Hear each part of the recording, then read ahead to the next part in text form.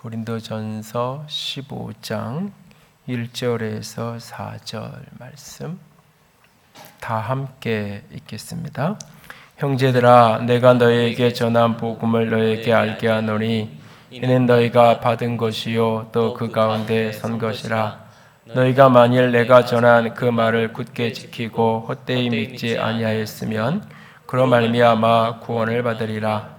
내가 받은 것을 먼저 너희에게 전하였노니 이는 성경대로 그리스도께서 우리 죄를 위하여 죽으시고 장사 지낸 바 되셨다가 성경대로 사흘 만에 다시 살아나사. 아멘.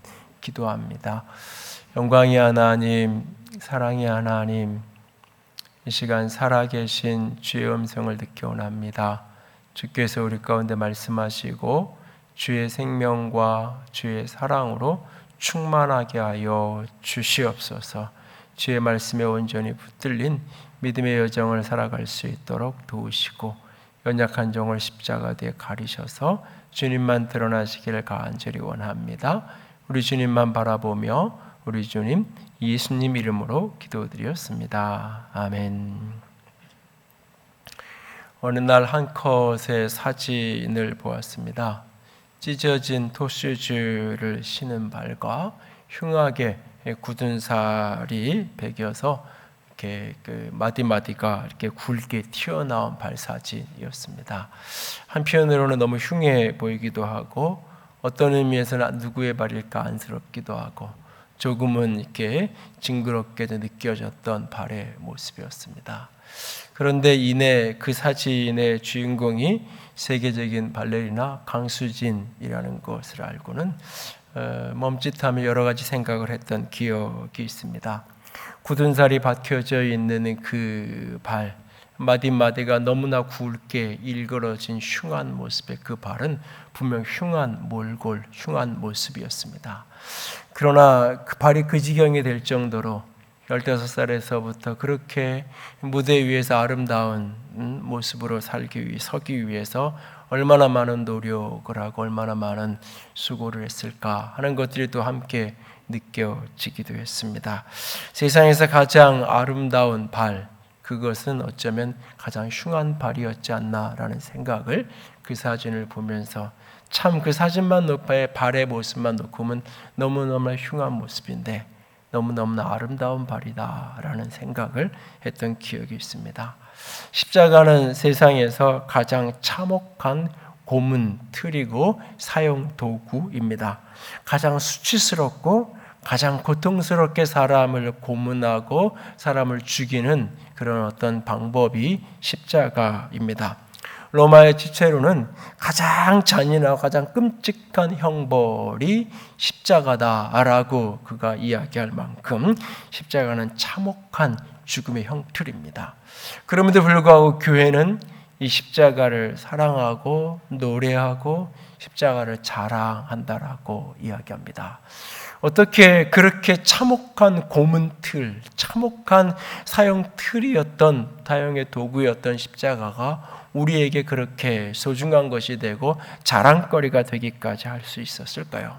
그것은 우리는 십자가를 부활을 통해서 바라보기 때문인 것입니다. 십자가는 십자가로 끝나는 것이 아니라 그 십자가에서 죽었으나 다시 살아난, 그래서 십자가의 죽음은 참혹하지만 그 십자가는 비어있는 십자가. 그래서 부활의 시선으로 부활의 관점으로 십자가를 재해석하고 다시 바라볼 때 그 십자가는 너무너무나 참혹한 것이지만 너무너무나 아름다운, 너무너무나 사랑스럽고 너무나 영광스러운 우리의 상징, 소중한 것이 되어질 수 있었던 것입니다. 부활을 통해 바라본 십자가, 그것이 곧 복음입니다.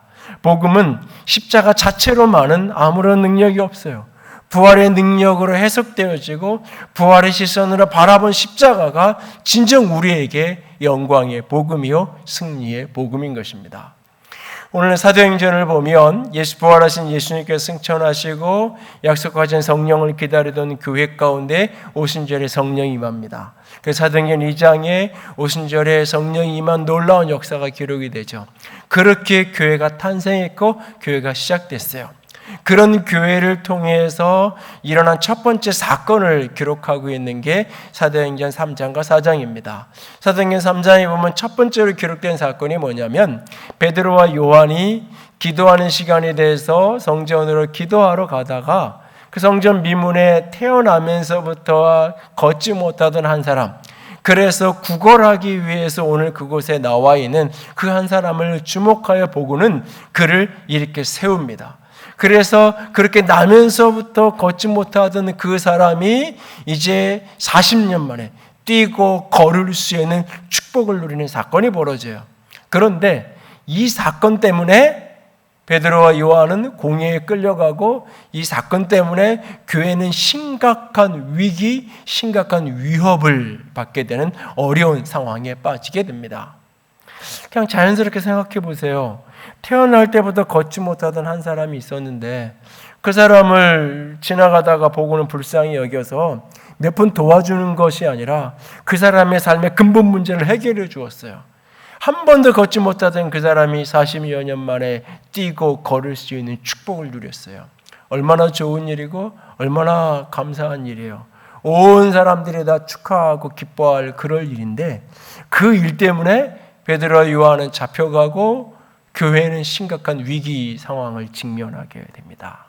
왜일까요? 그들이 베드로와 요한이 내가 이 사람을 걷게 했습니다. 내가 이 사람을 뛰게 했습니다. 그랬다면 아무 문제 없었어요. 오히려 베드로와 요한은 사람들에게 인기를 얻고 굉장히 사람들이 그를 찾게 되었을 거예요. 그런데 그들은 이렇게 이야기합니다. 당신들이 죽인 생명의 주를 당신들이 죽였지만 하나님께서 죽은 자 가운데 그를 살리셨습니다. 이 사람이 그의 이름을 믿음으로 말미암아 오늘 이렇게 성한, 오늘 이렇게 건강한 모습이 된 겁니다. 너희가 십자가에 못 박은 그 예수를 하나님께서 죽음 가운데 살리신 그 나사렛 예수 그리스도의 이름으로 말미암아 이 사람이 건강하게 되어 지금 당신들 앞에 이렇게 서 있는 겁니다. 그 고백 때문에, 그 말 때문에 죽은 예수, 당신들이 죽이는 그 예수 그리스도가 살아서 오늘 이 사람을 살렸다는 그 고백이 오늘 그들을 공회에 끌려가게 하고 심각한 위기 상황으로 내몰고 있었던 거예요. 왜냐하면 예수님을 십자가에 못 박았던 당시에 그 기득권을 가졌던 그 세력들이 가장 싫어하는 게 뭐냐? 부활을 증언하지 말라는 거예요. 죽은 자의 부활을 이야기하는 그렇게 싫어했다고 사도행전 4장 2절에 언급해요. 그러면서 너희들이 예수의 이름만 말하지 마라. 공회 앞에 잡아가서 협박하고 위협하면서 예수의 이름만 말하지 마. 다시 한번 예수의 이름을 말하면 가만히 안 되겠다. 그 협박과 위협 속에 베드로 요한이 어려운 상황을 겪고 나서 풀려나는 장면을 사도행전 4장에 만납니다. 교회는 그렇게 세상이 그렇게 협박하고 때로는 오늘날은 그런 협박이 아니라 죽은 자가 살아났다는 이야기를 하면 조롱하죠. 예수님이 이러이러한 가르침을 하셨고 교훈을 주셨습니다. 그런 교훈을 잘 따르고 그 교훈대로 살고 그런 가르침대로 살아가는 어떤 사람들, 그런 건 기대하고 교회가 그런 이야기를 하는 건 다 존중해요. 그런데 예수님이 죽었는데 살아나셨다라고 말하면 그것에 대해서는 사람들은 의심하는 정도가 아니라 그냥 조롱하고 저거는 그냥 옆으로 이렇게 애써 밀어 놓으려는 사람들을 우리는 만나게 되어집니다. 그러나 복음의 핵심은 부활이에요. 사도행전 17장에 가면 바울이 그리스의 아테네에 가서 전도할 때 아테네에 가서 온갖 우상으로 가득한 그 도시를 전도하면서 뭐라고 이야기하냐면 하나님께서 죽은 자를 다시 살리셨는데 죽은 자를 살리신 이유가 뭐냐? 그리스도를 죽음 가운데 일으키신 이유가 뭐냐? 너희들 가운데 믿을 만한 증거를 주기 위함이다 라고 말하고 있어요. 믿을 만한 증거를 주기 위해서. 이건 바울의 자기 고백의 자기 간증이에요. 그는 예수를 믿는다는 것 때문에 너무너무나 싫어했던 사람이잖아요. 예수가 살아계시다는 걸 증거하는 그들 때문에 분노해서 그 교회 가운데 한 사람에서 스데반 집사님을 돌로 쳐 죽이는 일에 주도적인 역할을 했던 사람이 이 사람이잖아요. 저 말도 안 되는 소리를 하고 다니고 가르친다라고 하면서 분노 속에 교회를 핍박하고 분노 속에 하나님의 사람을 죽음으로까지 몰아가던 그런 사람이었잖아요. 그런데 그가 다메섹 언덕에서 살아계신 예수님을 만나게 되는 거죠. 살아계신 예수님을 만나고는 믿지 않을 수 없는, 믿을 만한 증거를 갖게 된 거예요. 믿을 만한 증거. 예수님이 십자가에 죽었으나 오늘 살아계신, 나는 내가 핍박하는 예수님이라, 살아계신 예수님의 음성을 듣고 그가 예수를 믿고 그의 인생이 이전과는 전혀 다른 인생을 살아가게 되는 것을 보게 됩니다. 부활, 믿을 만한 증거로 우리에게 주신 것입니다. 우리는 그리스도인은 부활의 신앙, 부활의 관점으로 재해석된 십자가를 바라보고 있는 거예요. 십자가는 참혹한 현장이지만 동시에 영광의 현장이에요. 왜? 십자가 넘어 부활이 있기 때문에. 그래서 우리의 고백은 십자가에 매어 달린 예수가 아니라 비어있는 십자가.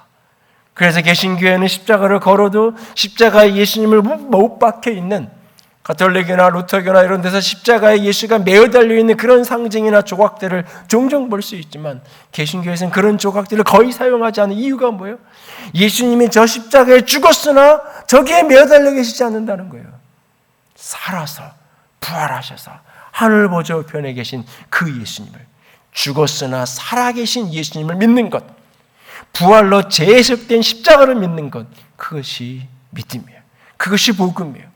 오늘 저와 여러분은 이 부활의 아침, 이 부활 신앙, 부활의 복음을 분명하게 믿고 그렇게 오늘을 살아가고 있나요? 오늘 이 부활 신앙을 가지고 살아간다는 것이 어떤 의미인지를 오늘 조금 더 나누려고 합니다. 이 고린도전서 15장은 전통적으로 부활장이라고 불려지는 장이에요. 오늘은 1절부터 4절까지만 읽었지만 사실은 고린도전서 15장 전체를 우리가 좀 같이 보면서 이 부활신앙으로 살아간다는 것이 어떤 의미인지 그 의미를 정확하게 오늘도 한 번 더 깨닫고 여러분의 가슴에 부활신앙을 분명히 무장하고 품고 살아가는 주의 사람들이 되기를 원합니다.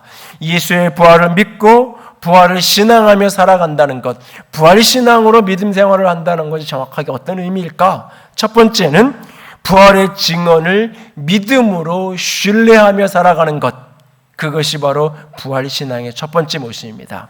예수의 부활을 증언하는 목격자적인 증언을 믿음으로 받아 신뢰하는 것, 목격자의 증언을 믿는 것, 받아들이는 것, 그것이 부활신앙이에요. 오늘 본문을 가서 보세요. 고린도전서 15장 1절 2절을 보면 이렇게 시작이 됩니다. 형제들아, 내가 너희에게 전한 복음을 너희에게 알게 하노니, 바울이 그들에게 전한 복음, 그런데 너희가 받은 거, 이 복음을 받았고 이 복음 가운데 너희가 섰다, 그 가운데 선 것이다. 그런데 2절에 너희가 만일 내가 전한 그 말을 굳게 지키고 헛되이 믿지 아니하면, 그러니까 바울이 전한 그 복음을 굳게 지키고 헛되이 믿지 않으면 그로 말미암아 구원을 받을 것이다 라고 말하고 있어요. 이 말은 뒤집어 이야기하면 그 받은 복음을 굳게 지키지 못하고 헛되이 믿으면, 잘못 믿으면 거기에는 구원이 없다라고 이야기하고 있어요.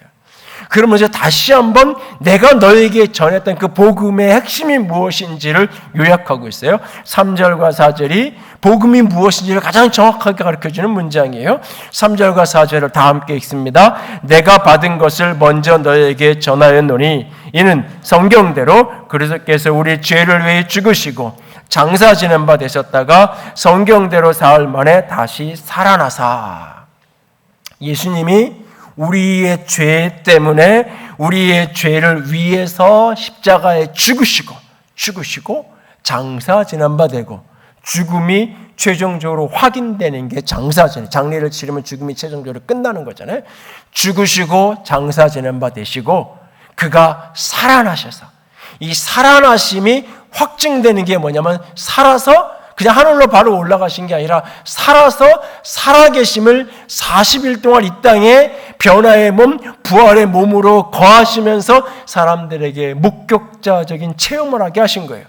가장 먼저는 5절에 게바에게 보이시고, 후에는 12제자에게 보이시고, 6절에 그 위에 500의 형제에게 한 번에 일시에 보이시고, 그 500의 형제 중에 많은 사람들이 지금 이 고린도전서가 쓰여지고 있는 예수님의 생애 죽음의 사건에서부터 대략 40년 정도의 시간이 흐르는 40년 정도의 시간이 흐른 그 시점에 그 목격을 했던 사람들 중에 대다수의 사람이, 어떤 사람은 죽었지만 대다수의 사람들이 지금도 살아있는 그 목격자적인 증언, 그리고는 7절에 그 위에 야고보에게, 예수님의 동생 야고보서의 저자인 그 야고보에게 보이셨고, 그 위에는 모든 사도에게, 그리고 만삭되지 못한 나에게까지도 당신의 음성으로 나는 내가 핍박하는 예수니라 라고 하는 그 음성으로 살아계신 부활하신 당신을 보여주었다. 그러니까 부활이 그냥 부활했어가 끝나는 게 아니라 부활을 경험시키는, 확인시키는 거예요. 목격을 시켜줌으로, 그러니까 다시 말해서 부활을 믿는다는 것은 그냥 기독교의 교리를 믿는 게 아니에요. 성경에 기록된 어떤 그냥 기록을 믿는 게 아니에요. 부활의 예수님을 실제로 목격한 그 목격자의 증언을, 살아있는 그 목격자의 증언을 믿음으로 받아들이는 것, 이것이 부활신앙의 본질인 거예요. 그래서 11절에 가면 이렇게 말해요. 그러므로 나나 그들이나 다른 여러 사도들이나 이같이 전파함에 너희도 이같이 믿었느니라. 이같이 전파하고 이같이 믿었다. 뭘 이같이라는 말이 무슨 말씀이냐? 예수님이 우리의 죄 때문에 십자가에 죽으시고 장사지는 바 되시고, 그가 죽음의 권세를 깨뜨리시고 부활하셔서 살아계신다는 사실, 예수의 십자가의 죽으심과 부활의 복음을 사람들이 가르치고, 나도 그것을 전하고 너희가 그것을 받았고 그 믿음에 서 있다. 이 믿음을 잃어버리지 말아라. 이 믿음을 헛되이 하지 말아라 라고 지금 바울이 부탁하고 있는 거예요. 부활을 믿는다는 것은 부활의 역사성을 신뢰하는 거예요. 부활의 실제를. 그래서 사도행전을 계속 보면 계속해서 핍박을 당하고 위기를 당하고 어려움을 당함에도 불구하고 끊임없이 그들은 부활을 증언해요. 당신들이 죽인 예수 그리스도가 지금 살아계신다. 내가 이 일의 증인이다. 우리가 이 일의 증인이다라고. 내가 봤는데, 내가 경험했는데, 내가 부활을 실제로 목격했는데 내가 어떻게 전하지 않을 수 없냐라고 이야기하는 거예요. 여러분, 교회가 부활만 이야기하지 않았으면 그렇게 핍박받지 않아도 돼요. 사도행전의 스토리를 읽어가 보면 부활만 이야기하지 않으면, 바울이 그리스 아테네에서 그렇게 너희에게 믿을 만한 증거로 하나님이 예수님을 살리셨다라고 사도행전 17장에 말하는데, 그 말을 들은 고린도의 그 아테네의 사람들의 첫 번째 반응이 뭐냐면 조롱을. 말 같지도 않은 소리를 한다고. 무슨 죽은 자가 다시 살아나요? 인생은 한 번밖에 없는 건데 그냥 당신들이 그렇게 믿는 거고, 그냥 마음에, 그는 죽었지만 내 마음에 여전히 나의 소망으로 나의 믿음으로 내 마음에 살아계신 거고, 아니면 그냥 당신들이 믿는 그런 어떤 신앙 고백으로 그렇게 하는 거지 그게 실제 역사성이 아니다. 사람들은 조롱하고, 오늘날도 수많은 사람들이 그렇게 이야기하고 그렇게 자랑해요. 그러나 우리는 목격자가, 살아서 목격한 사람들이 증언하는 그 말을 믿음으로 받아들이는 것, 이것이 부활신앙이에요. 여러분, 거짓을 위해서 목숨을 바치는 사람이 있어요. 내가 거짓인데 그걸 진짜인지 알고 목숨을 바칠 수는 있어요. 거짓말이었는데 나는 그걸 진짜를 알고 있으니까 그 진리를 지키기 위해서 생명까지 던지는 일이 혹 있을 수 있어요. 근데 거짓인 걸 내가 알아. 근데 그 거짓을 지키기 위해서 내가 내 인생을 들여. 그 거짓을 지키는 게 나에게 유익이 될 때, 나에게 유익할 때 끝까지 거짓말을 지키는 것이 나에게 유익하니까, 사람이. 근데 그 거짓을 지키는 것 때문에 내가 목숨을 잃어야 돼. 근데 거기에 내 인생을 걸 사람이 과연 얼마나 있을까요? 하나나 있을까요? 둘이나 있을까요? 근데 수백의 사람들이 예수의 부활을 증거하기 위해서 목숨을 던져요. 12사도가 다 예수의 부활을 증언하기 위해서 목숨을 걸어요. 순교자의 길을 걸어가요. 그게 조작이라면, 자기들이 직접 경험한 게 아니라면 어찌 그것만 전하지 말라는데, 그 이야기만 빼고 이야기하라는데 어떻게 목숨을 걸어가며 그 일을 하겠어요? 왜? 내가 본 게 분명하니까. 내가 봤는데, 내가 보고 들었는데 어떻게 내가 말하지 않을 수 있냐고. 부활을 믿는 건 개념이 아니에요. 교리가 아니에요. 신앙 고백도 아니에요. 더 나아가서 부활을 믿는 건 역사적 사실을, 역사적 실제를 목격한 증언을 믿음으로, 신뢰함으로 받아들이는 것. 이것이 부활신앙이에요. 우리 안에 부활을 실제로 믿고 있나요? 우리 안에 부활의 실제적 역사의 사실로 믿고 있나요? 그래서 오늘 우리가 믿는 게, 우리가 예수를 믿는다고 말할 때 2000년 전에 갈릴리 해변을 걸었던 예수님, 2000년 전에 십자가에 죽임당한 예수님으로 끝나는 게 아니라 지금도 살아계신 예수님을 믿는, 지금도 살아계신, 부활해서 지금 이 시간 살아계신 예수님을 믿는 것, 이것이 부활신앙이에요. 오늘도 살아계신 그 예수를 만난 사람들의 증언을 믿음으로 받아 신뢰하는 부활신앙의 사람이 될 수 있기를 원합니다. 두 번째 부활신앙으로 산다는 것은 부활의 영광을 믿음으로 소망하며 살아가는 거예요. 부활의 영광을 믿음으로 소망하며 바라보며 소원하며 그날을 기대하며 기다리며 살아가는 것, 그것이 부활신앙이에요. 부활신앙이란 예수님이 그날 실제로 살아계신다. 그리고 그것을 목격자로 증언들의 증언을 내가 믿음으로 받아들이는 것, 이것으로 끝나는 게 아니라 이 예수를 믿을 때, 이 예수 그리스도를 믿을 때에 그 예수의 부활의 생명이 내게로 전이되어서, 그 예수의 부활의 생명이 내 것이 되어서 나도 죽으나 살 거다. 나도 영광의 부활의 몸을 입게 될 것이다. 예수님만 부활로 끝나는 것이 아니라 예수님이 죽음을 깨뜨리고 부활하셨던 것처럼 나도 다시 살게 될 것이다 라는 사실을 믿는 것, 그 영광의 부활의 생명을 소망하며 바라보며 살아가는 것, 이것이 부활신앙이에요. 오늘 12절 가보세요. 12절 보면 그리스도께서 죽은 자 가운데 다시 살아나셨다 전파되었거늘 너희 중에 어떤 사람은 어찌하여 죽은 자 가운데서 부활이 없다 하느냐. 지금 바울이 고린도 교회의 어떤 사람들과 지금 심각한 신학적인 문제로 충돌이 벌어지는 건데, 이거는 그냥 적당한 어떤 문제가 아니라 구원을 잃어버릴 수도 있는 그런 심각한 오류를 범하고 있는 거예요.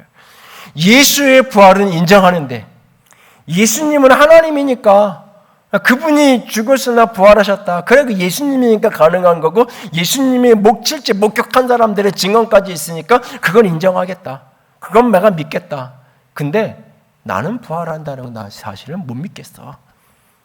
사람은 죽으면 끝이고, 우리가 그 예수님을 열심히 믿어서 예수님의 가르침을 열심히 따라서 오늘 우리가 사는 이 세상에서의 삶을 조금 더 바르게 살고 조금 더 풍성하게 살고 아름답게 사는 것, 그것이 신앙생활이고 그것이 믿음생활이지, 예수님이 부활한 건 믿겠는데 내가 부활한다고? 내가 다시 산다고? 그게 어떻게 가능해? 과학적으로 물리적으로 그게 어떻게 가능한, 그건 말도 안 되는 소리를 하냐고. 그건 믿을 수 없다고. 이 믿음이 헛된 믿음이라는 거예요. 바울이 만약에 죽은 자가 살아나는 것을 믿지 못한다면 너희의 믿음은 헛것이다. 내가 가르친 것도 헛것이다. 죽은 자가 살아나는 것이 만약에 없다면 예수가 어떻게 죽었는데 살아나는, 그 온전한 사람이셨던 그분이 어떻게 살아날 수 있겠느냐. 죽은 자의 부활을 믿지 않는다는 것은 예수의 부활도 믿지 않는 것이랑 같은 말이다. 만약에 죽은 자의 부활, 그리스도의 부활을 믿지 않는다면 내가 너희들에게 전한 모든 전파한 것도 헛것이고 너희들이 믿은 것도 헛것이고 예수의 십자가로 말미암아 내 죄가 다 해결되었다가 다 씻겨졌다는 말도 헛것이다. 죄의 결과로 죽는 걸로 끝난다면 죄의 삭은 사망이요, 예수님도 죽음으로 끝났어. 죽음으로 끝나. 그러면 그냥 죄의 형벌을 받고 끝나는 거예요. 예수님이 죄 없는 분이라면 증명해야 돼요. 죽음이 죄의 결과니까 죽음을 정복하는 것으로 드러나야 되는 거예요. 그가 부활해야만 십자가로 죄가 씻겨졌다는 것이 유효한 사건이 되는 거예요. 그것을 오늘 17절에 말하고 있는 그 이야기를 고린도전서 15장 17절 같이 읽습니다. 그리스도께서 다시 살아나신 일이 없으면 너희의 믿음도 헛되고 너희가 여전히 죄 가운데 있을 것이요. 18절도 있습니다. 또한 그리스도 안에서 잠자는 자도 망하였으니. 그리스도 안에서 예수 믿다가 죽은 사람도 다시 살아나는 소망이 없으니까 그냥 죽음으로 끝난 거니까 다 망한 거나 마찬가지다. 그래서 만약에 부활이 없다면, 영원한 생명이 없다면, 부활의 영광, 부활의 생명이 없다면 예수 믿는 너희들이 가장 불쌍한 사람이다. 예수 믿는 우리가 가장 불쌍한 사람이다. 예수님 때문에 생명을 던지고 예수님 때문에 삶을 들이며 인생을 살았던 그 많은 사람들, 가장 어리석은 사람이고 가장 미련한 사람이고 가장 불쌍한 사람이다. 우리가 사는 인생이 이 세상이 전부라면 바로 그 이야기를 19절에 하고 있는 거예요. 우리가 바라는 것이 다만 이 세상의 삶뿐이라면 모든 사람 가운데 우리가 더 불쌍한 자다라고 말하고 있어요. 예수님이 살아나신 것처럼 예수 안에서 우리가 살 거예요. 그것을 20절에는 예수님이 잠자는 자의 첫 열매가 되셨다. 첫 번째 열매. 그리고 21절, 22절에는 그 예수 그리스도 말미암아 우리 가운데 부활의 생명이 왔다라고 얘기해요. 사망이 한 사람 아담으로 때문에 우리에게 왔고 생명이 한 사람 예수 그리스도 때문에 우리 가운데 부어진다. 생명이 우리 가운데 온다라고 말해요. 그래서 나중에 차례대로 예수님이 첫 번째 순서로 부활의 첫 열매로 부활하셨고 두 번째 순서로는 그 다음은 예수님이 강림하시는 날, 재림하시는 날 그리스도 안에 있는 사람들이 부활하고 우리가 예수를 믿는 사람들이 예수님 재림하시는 날 부활의 생명으로 일어나게 될 것이라고 우리에게 말씀하고 있는 거예요. 그 차례대로. 그러면서 이게 좀 더 구체적으로 어떤 방법으로 이루어지는지가 35절에서 54절, 55절까지 오면 긴 이야기 속에서 조금 더 구체적으로 이게 어떻게 이루어지는지를 설명해요. 그 대표적인 설명이 뭐냐면 씨와 열매에 대한 설명이에요. 여러분, 이 씨가 하나 있으면 이 씨를 땅에 심으면 씨가 썩어야 되잖아요. 그 씨가 없어져야 되잖아요. 씨가 죽는 거잖아요. 그런데 거기에서 싹이 나고 결국은 열매가 맺히잖아요. 왜 그래요? 죽었는데, 사라졌는데 어떻게 거기에서 열매가 맺혀요? 그 씨에 생명이 있으니까. 그 씨에 생명이 있었기 때문에 그 생명이 죽었는데 다시 일어나잖아요. 어제 비가 오고 며칠 만에 날씨가 이렇게 공기가 깨끗해서 오늘 아침에는 잠깐 창가에 서서 좀 멀리 좀 이렇게 보니까 초록이 이렇게 막 올라오더라고요. 불과 몇 주 전까지만 해도 항상 가지밖에 없었는데 초록이 올라와서 산이 이제 듬성듬성 이렇게 멀리서 봐도 나무 바닥이 흙이 보였는데 이제는 흙이 좀 안 보이고 나무가 이렇게 숲이 우겨져가는 그런 모습이 눈에 들어오더라고요. 왜? 그 안에 생명이 있었기 때문에 생명이 없는 앙상한 나뭇가지 같았는데 생명이 있으니까 때가 돼서 비가 오고 날이 따뜻해지니까 거기에서 새싹이 나오잖아요. 우리 안에 내가 예수 그리스도를 믿을 때 예수를 구주와 주 믿음으로 영접하고 받아들일 때 그가 나를 위해 십자가에 죽으시고 그가 죽음의 권세를 깨뜨리고 부활해서 살아나셨다는 사실을 믿을 때 그 예수의 생명이 내게로 찾아와서 내 안에 생명의 씨앗이 심겨지는 거예요. 내 안에 생명이 생긴 거예요. 그래서 내가 죽으면, 내가 육체로 죽으면 씨가 썩듯이 내가 죽어요. 한 줌의 재가 돼요. 한 줌의 흙으로 돌아가요. 그런데 생명으로 다시 일어나는 거예요. 내 안에 생명이 있었기 때문에. 내 안에 예수의 생명이 있기 때문에 내가 영의 몸을 입게 된다고 본문이 말해요. 15장에. 영의 몸을 입게 되는, 호련히 변화되어서 변화의 몸을 입게 되는 그 새로운 변화체 변화의 몸을 입은 모습으로 생명으로 살아나게 되는 거예요. 나는 분명 어느 날 육신의 생명을 다하면 죽을 거고 어느 날 나는 한 줌의 재가 되고 한 줌으로 돌아갈 거예요. 내 육체는. 그런데 내 안에 예수의 생명이 있단 말이에요. 예수의 생명이.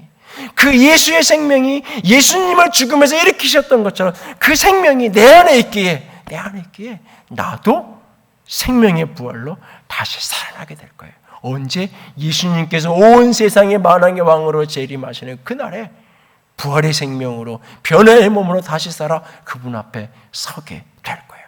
우리의 몸이 그렇게 변화될 그날이 반드시 올 거라고 말하는 거예요. 부활을 믿고 부활을 신앙하며 살아간다는 것, 그것은 예수님의 목격자, 그냥 성경의 이야기가 아니에요. 교리로 만들어지기 이전에 목격자들이 보고 말하는 거예요. 바울이 지금 고린도전서를 쓰고 있는 이 시점에도 여전히 목격한 사람들이 수백 명의 사람이 살아있어요.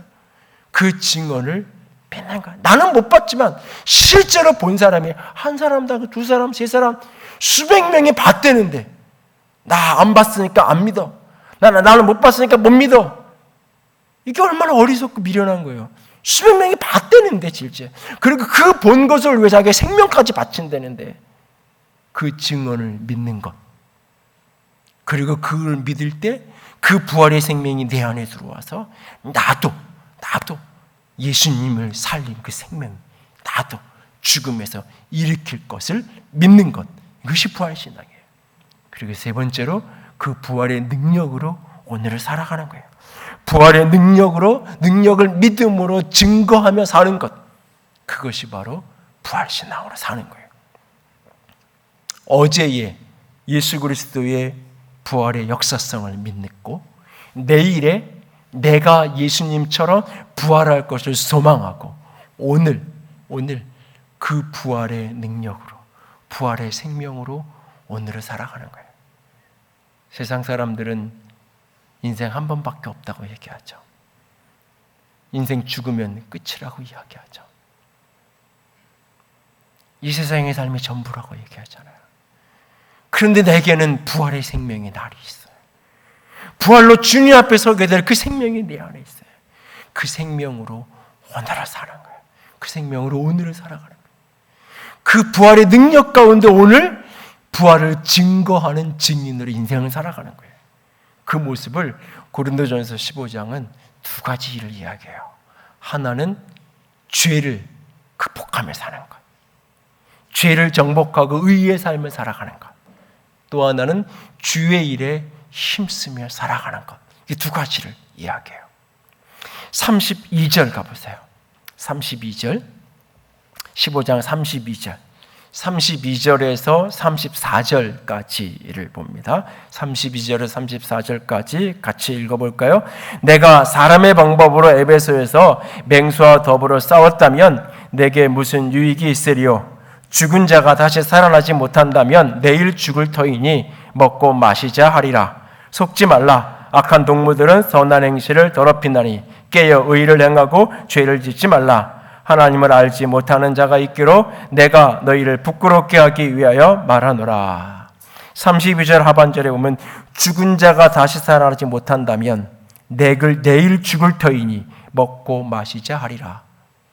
이 말을 요즘 쓰는 말로 바꾸면 인생 어차피 이렇게 사나 저렇게 사나 한 번뿐인데 뭐 그렇게 힘들고 어렵게. 인생 한 번 살면 끝인 것을 내가 왜 내 인생을 내 자녀들에게 다 희생하고, 내가 인생 한 번 살면 끝인 것을 내가 왜 사람들 눈치 보이라고 내가 하고 싶은 거 못하고 내가 먹고 싶은 거 못 먹고 내가 왜 그렇게 사나? 인생 한 번 살가는 것, 그냥 내가 오늘 좋으면 되는 거지. 내가 오늘 좋고 내가 오늘 행복하고 내가 오늘 즐거우면 모든 건 오케이. 내가 좋고 내가 즐거우면 이게 죄인지 뭔지 그게 무슨 상관이야.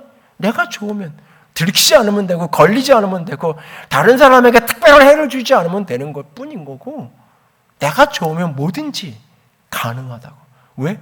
인생은 어차피 한 번인데 또 살고 또 사는 거 아닌데 나중에 어느 날 후회할, 이것도 못 해보고 저것도 못 해보고 뭐 그런 인생을 사나. 하고 싶은 거 하고 살면 되는 거지.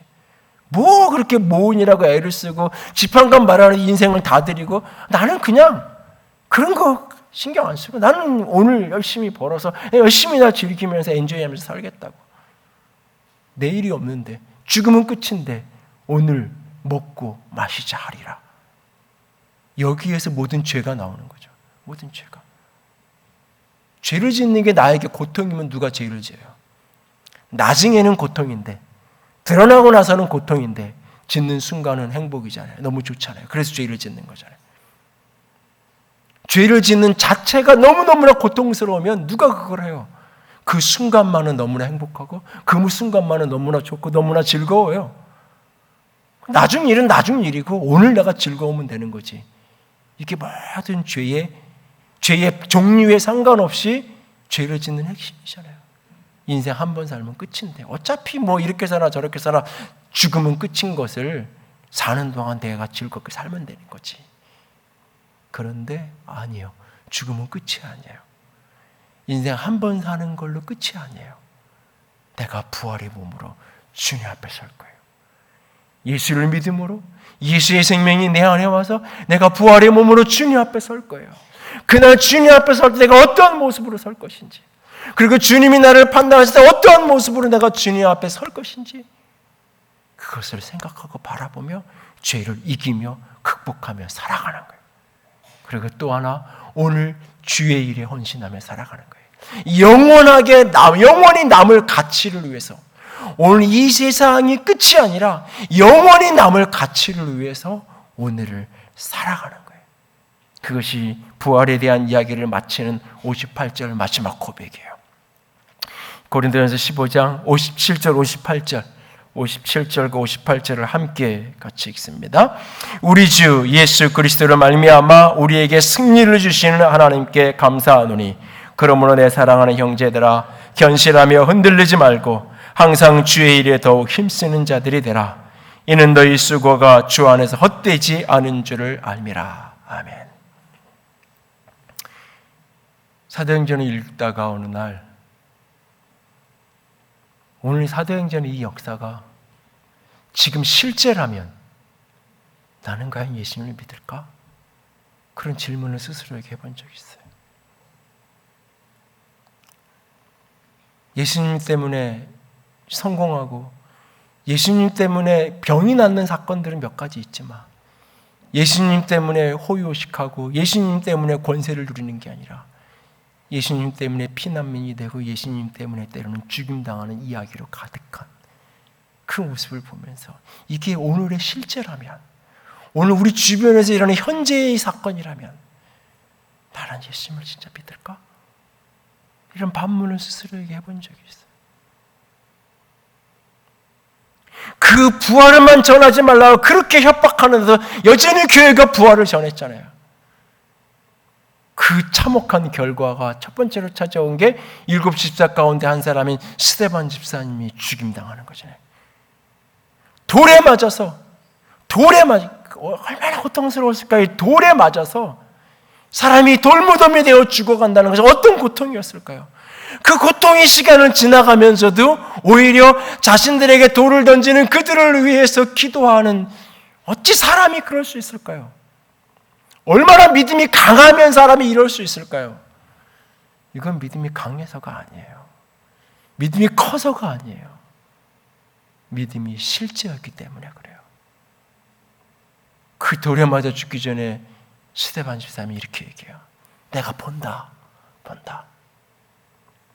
예수님이 보좌 우편에 서신 것을 보노라. 분명히 예수님이 십자가에 죽은 것을 내가 알아요. 예수님은 분명히 죽었어요. 근데 그 예수님이 지금 살아계세요. 보좌 우편에 살아계신 걸 실제로 내가 보아요. 내가 오늘 돌에 말아 죽어요. 예수님이 십자가에서 참혹하게 죽었으나 지금 저렇게 살아계신 것처럼 나도 이 땅에서 돌에 맞아 죽으나 나도 내일 아침이면 저렇게 주 앞에서 영광의 모습으로 설 거예요. 부활이 실제예요. 그걸 실제로 보니 오늘 내가 여기서 그 영혼을 위한 삶을 살아가는 게 가능한 거예요. 12 제자가 하나같이 다 순교자의 길을 걷잖아요. 믿음이 특별해서 가는 게 아니에요. 부활이 실제인 걸 알기에 죽음이 두렵지 않은 거예요. 죽어도 사는데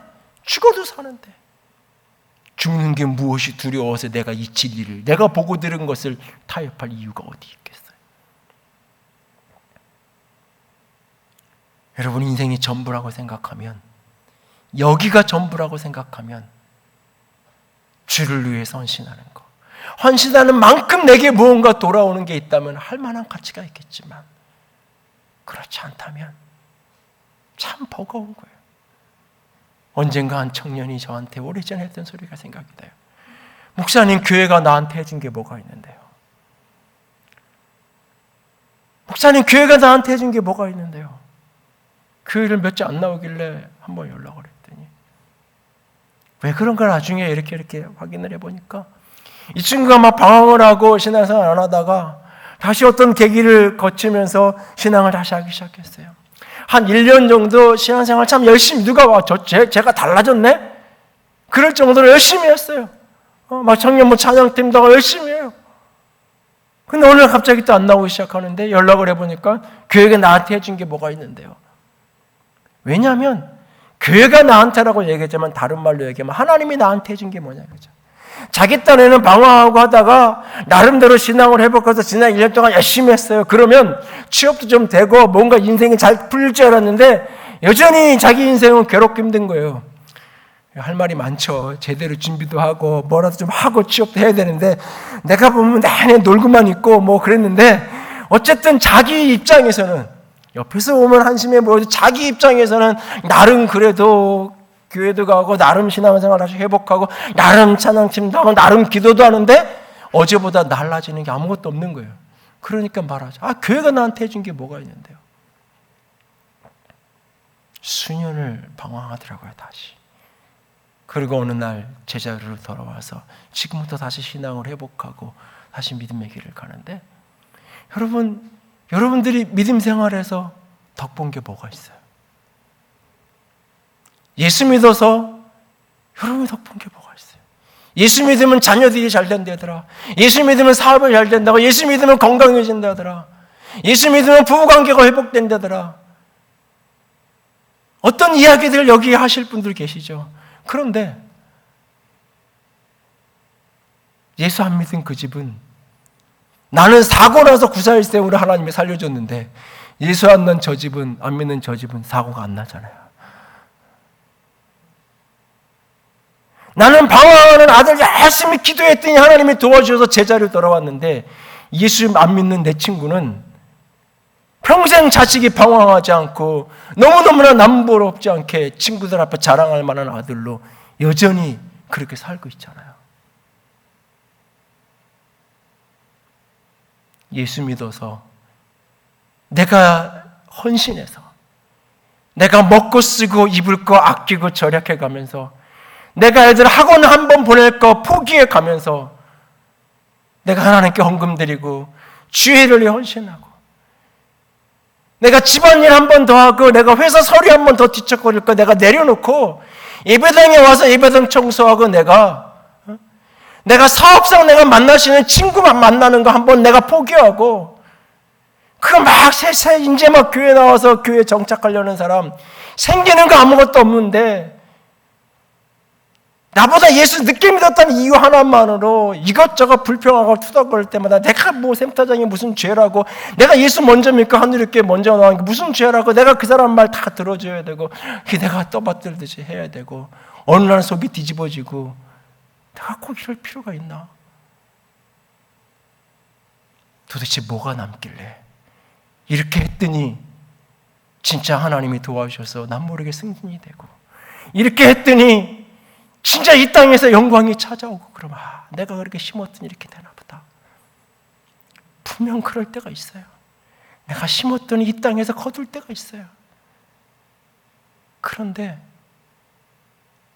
그거 굳이 하나님께 안 심어도 얻을 수 있는 것 같은 그냥 그럴 시간에 세상 가서 더 열심히 살면 그 정도는 살 수 있을 것 같은 그런 느낌이 때로 들 때가 있지 않아요? 그런데 말씀하세요. 견실하여 흔들리지 말고 주의 일에 더욱 힘쓰는 자가 되라. 왜냐하면 주 안에서 너희 수고가 헛되지 않을 것이기 때문에 내가 부활의 생명으로 주 앞에 서는 날 주님께서 내 눈물을 닦으시고 내 모든 삶의 모든 것들 이 땅에서 심었던 것 이 땅에서 주를 위해 살았던 것 주님 때문에 욕먹고 주님 때문에 헌신하고 주님 때문에 포기하며 살았던 것 주님께서 풍성함으로 채우시고 갚으시고 잘했다라고 하실 그날이 우리에게 반드시 있을 것이기 때문에 우리의 인생은 이 땅이 전부가 아니기에 오늘도 흔들리지 말고 주의 일에 더욱 힘쓰는 자가 되라고 오늘 사도가 고백하잖아요. 작년에 로마를 잠깐 들렸다가 그 바울이 죽임당했던 그곳에 세워져 있는 세분수 수도원이라는 그 수도원을 잠깐 걸으면서 참 많은 생각을 했던 기억이 있어요.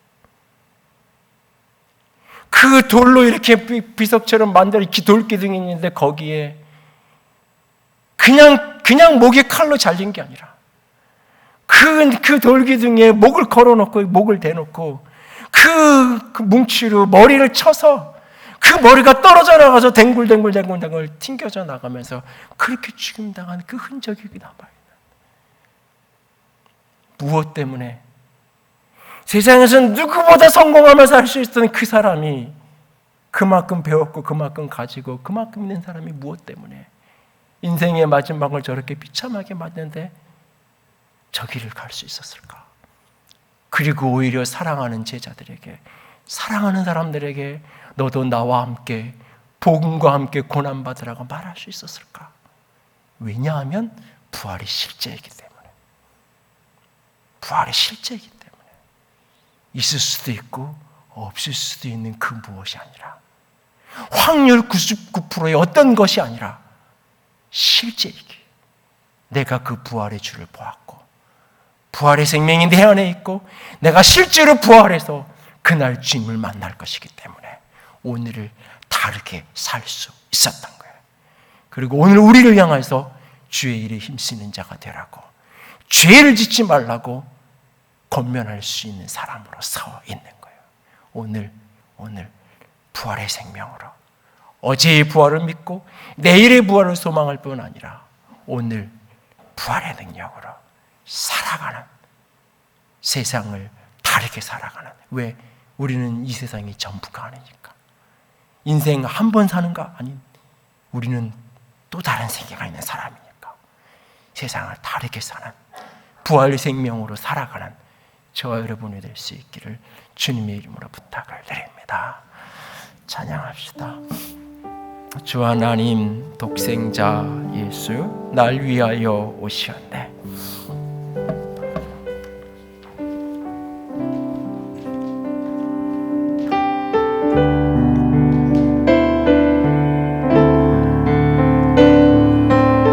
주 하나님, 주 하나님, 독생자 예수, 날 위하여 오시었네. 내 모든 죄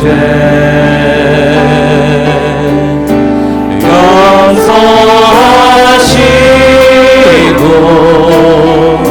죽음에서 부활하신 나의 구세주, 그 언젠가 죽을 때까지, 그 언젠가 주 앞에 부활의 몸으로 서는 그날 때까지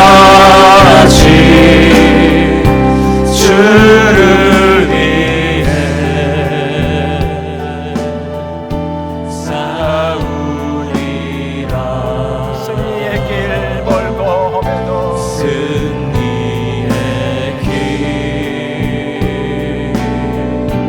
멀고 험해도 살아계신 주님께서 나의 앞길 지켜주시리. 살아계신 주, 살아계신 주, 나의 참된 소망, 걱정은 전에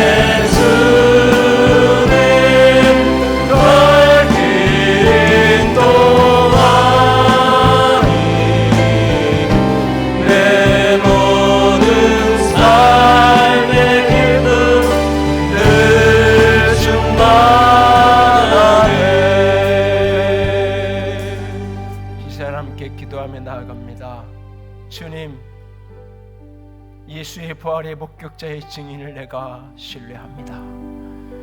주님, 그 예수의 생명을 내가 믿었기에 나도 그날 육신인 죽으나 다시 살 것을 믿습니다. 그날을 소망합니다. 그 믿음과 소망으로 오늘을 살겠습니다. 인생 한 번 사는 것이 아닌 우리는 또 다른 생애가 그 삶이 있기에 이 땅을 다르게 살아가는, 다른 가치로 살아가는 부활의 사람들 되게 하여 주시옵소서. 주님, 죄를 이기게 하시고 주의 일에 힘쓰게 하여 주시옵소서. 같이 기도합니다. 사랑의 하나님, 영광의 하나님, 주님만을 바라봅니다. 아버지만을 사랑하며 아버지의 영광과 아버지의 소망과 아버지의 사랑 가운데 믿기를 바랍니다. 영광의 주님만을 소망하며 영광의 주님만을 바라보며 영광의 주님만을 믿고 한걸음 한걸음 주의 길을 걸어가기 원합니다. 십자가의 삶을 살아가기 원합니다. 아름다운 삶을 살아가기 원합니다. 주님, 우리를 주시고 우리의 중심, 우리의 마음을 내가 주님을 향하였습니다. 내가 주님을 향하였습니다. 내가 주님을 바라봅니다. 주의 영광을 바라봅니다. 주의 사랑을 바라봅니다. 주의 생명을 바라봅니다. 아버지의 생명으로 아버지의 아름다운 걸 가르쳐주시고 세상을 이기는 자가 되기 원합니다. 사망을 이기고 어둠을 이기고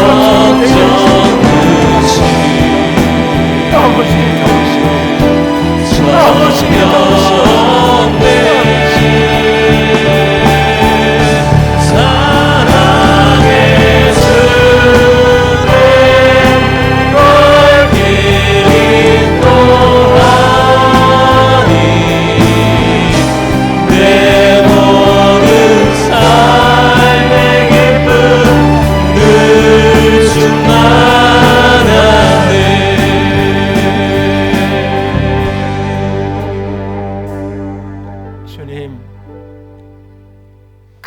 갈릴리 해변을 거니셨던 예수님, 그 옛날 십자가에 죽임당하셨던 예수님, 그 예수님을 믿는 것으로 끝나지 않고 오늘 살아계신 예수님을 내가 믿습니다.